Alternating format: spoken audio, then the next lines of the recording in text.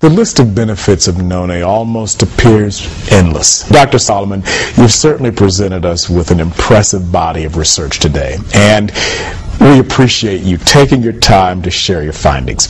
Again, your book suggests 29 specific uses for Noni Juice. Which of your findings did you personally find the most amazing or most interesting?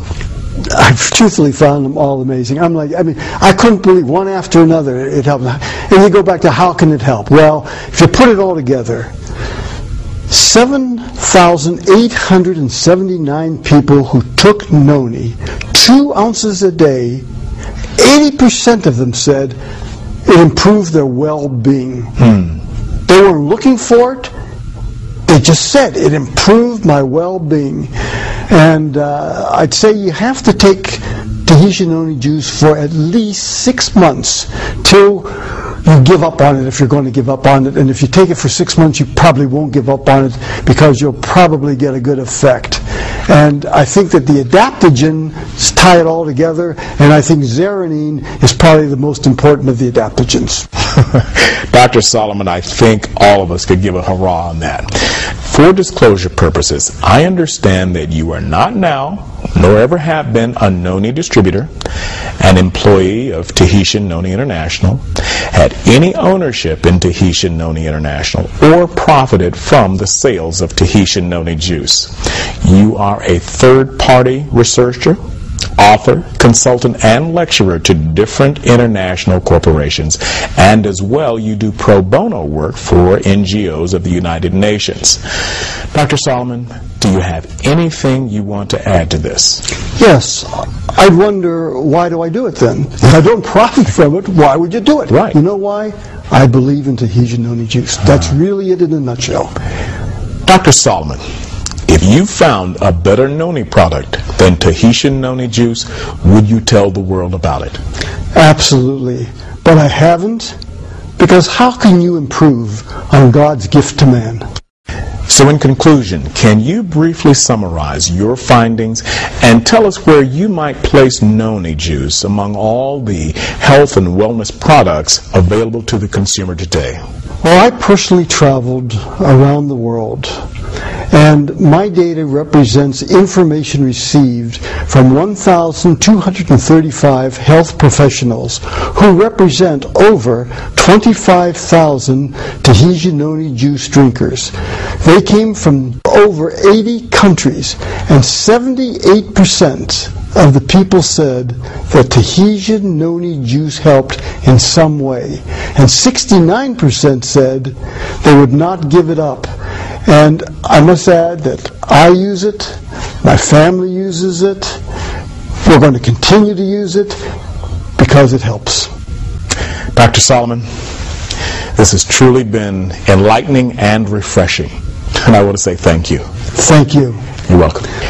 And thank you, the viewer, for your interest in health and in Noni Juice, relatively unknown outside of the South Pacific until just a few years ago.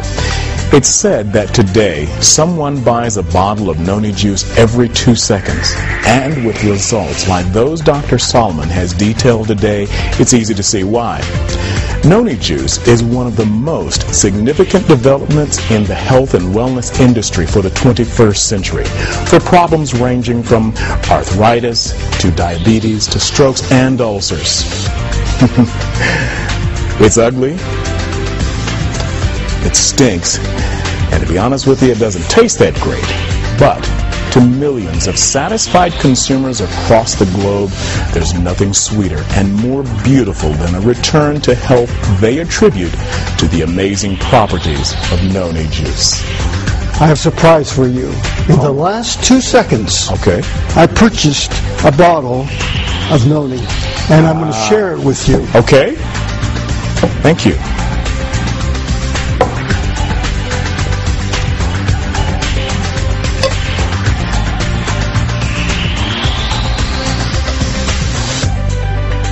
That's about an ounce. Okay.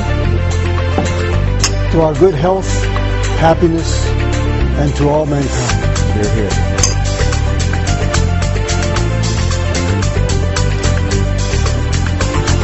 Wasn't bad, was it really? Can I have some more?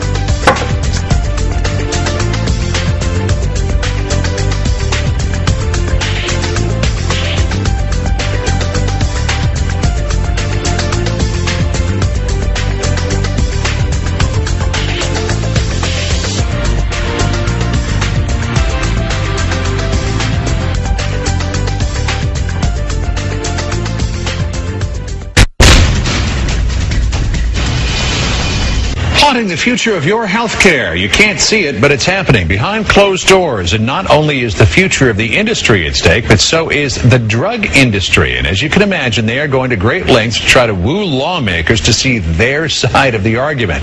According to a new article out today in Time magazine, in the first 6 months of 2009, this is the first 6 months of this year, drug companies spent close to $110 million to influence the debate.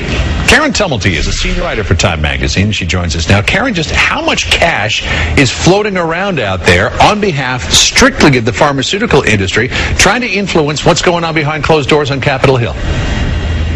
Well, that $110 million breaks down to $609,000 a day. The drug and biotech industry is spending more than any other segment of the healthcare industry to influence this debate, and they're getting a pretty good return on their investment. Yeah, now in terms of how many people are out there roaming the halls of Capitol Hill, and in terms of lobbyists, what are the numbers? Well, basically, it boils down to two for every single member of Congress. So this is also a pretty full employment industry as well. And, you know, Congressman Emanuel Cleaver, Democrat of Missouri, said that he's never seen in 30 years of politics lobbyists so thick outside congressional offices, he says, it's even difficult to get to a vote. You've got to wade your way through the crowd out there. Is there anything to compare this to in the last 30 years? You know, certainly not that I've seen, and it's not just the lobbyists. The money goes into a lot of other things. It finances a lot of, so-called research, expert reports, consultant reports.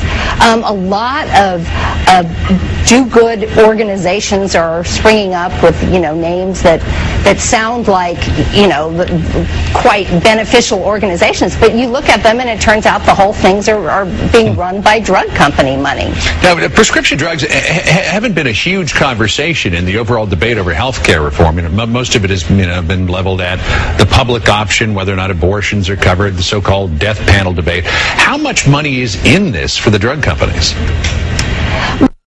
Fight has been over something called biologics, and these are, right now, they're only about 20% of the market, but they are, by 5 or 6 years from now, these biotech drugs, they're miracle drugs, are probably going to be something like half of all new drugs that get approved.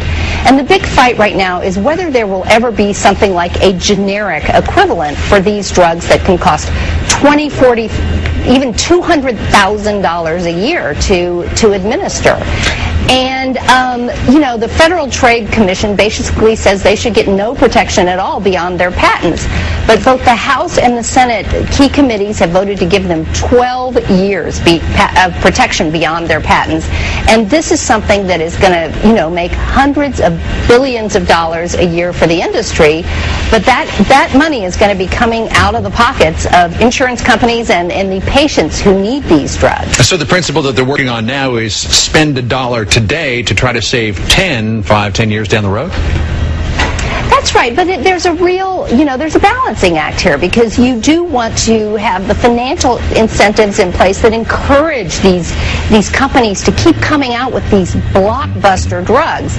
So they are saying that it's absolutely crucial that they have some sort of protection here so they can keep working. But again, the Federal Trade Commission has said that giving them too much protection could actually stifle innovation, because these guys are just basically going to sit on what they have and tinker with that rather than going out and finding new stuff that we all need. And just so folks at home know what we're talking about in terms of these biologics, a couple of names you might recognize: Herceptin, which has been a miracle drug in terms of some forms of breast cancer; Remicade, which is a drug for rheumatoid arthritis. These are all very, very, very powerful drugs that work very well and certainly beneficial to society. And again, the argument is just how much protection do you give the drug companies who are coming out with these drugs. But overall, Karen, between the pharmaceutical industry, the healthcare industry, the doctors' lobby, how much money is being spent? How much money is being thrown around on Capitol Hill these days?